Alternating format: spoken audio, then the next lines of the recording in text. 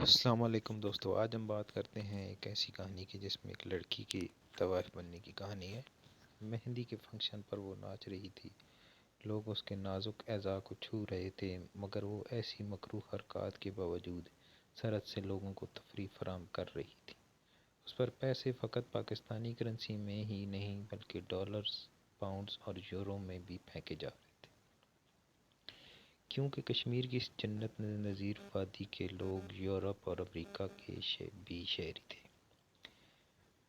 Function ختم ہوا، لوگوں کے قدموں میں بکھرے نوٹ اکٹھے کر کے بوریوں میں بھرے جا رہے تھے، اور میں اپنی سوچ میں مگن ادھر ادھر نظریں گھما رہا تھا کہ اچانک میری نظر اس نوجوان لڑکی پر جا پڑی جو اکیلی کونے میں بیٹھی رو رہی تھی۔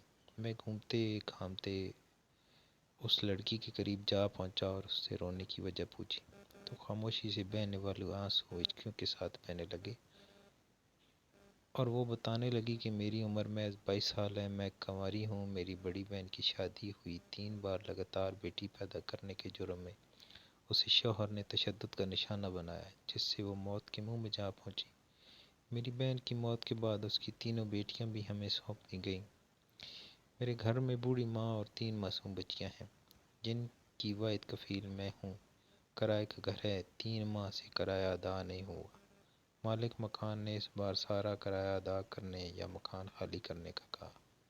میرے پاس تو چند ماہ کی معصوم بچیوں کا دودھ خریدنے کے پیسے نہیں تھے، کرایہ کہاں سے ادا کرتی۔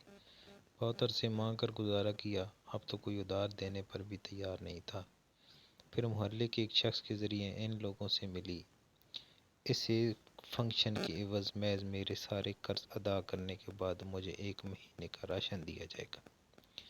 جب یہ لوگ یہاں سے لاکھ روپے لے کر جا رہے ہیں، میں یہ سوچ کر رو پڑی کہ کاش میرے مالک میں فقط زکوٰۃ ہی اقدار کو ملتی رہے تو نہ جانے میرے جیسی کتنی بچیاں یہاں درندہ نما مردوں کے اس جھنڈ کے سامنے کبھی ناچنے نہ آئیں، کبھی کوئی غیر مرد کسی مجبور لڑکی کے جسم کو نہ چھو سکے۔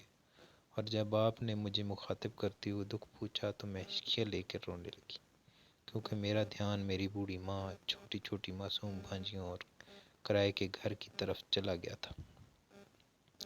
میرا دھیان اس کے کانپتے جسم پر تھا اور میری توجہ کو محسوس کرتے ہوئے بولی، یہ جو میرا جسم کانپ رہا ہے وہ اس خوف سے کانپ رہا ہے کہ اللہ تعالیٰ نے رزق کا وعدہ کیا مگر میں صبر نہیں کر سکی اور اللہ تعالیٰ کے نافرمان لوگوں میں اپنا نام لکھوا لیا، اور میری آنکھوں میں نظر آنے والا خوف آنے والے وقت کا ہے۔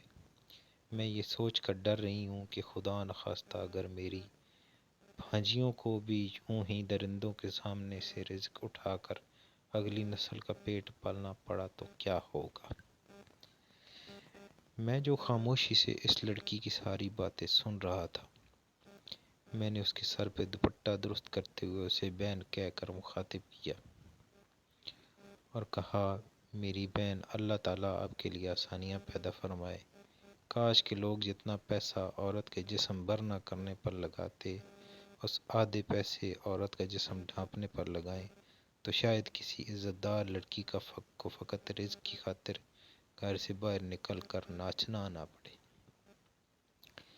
میری بات سن کر اس معصوم لڑکی نے کہا، بھائی بلا شبہ آپ ٹھیک کہتے ہیں، مگر جب نصیب اور بھوک نچاتے ہیں تو ناچنا پڑتا ہے۔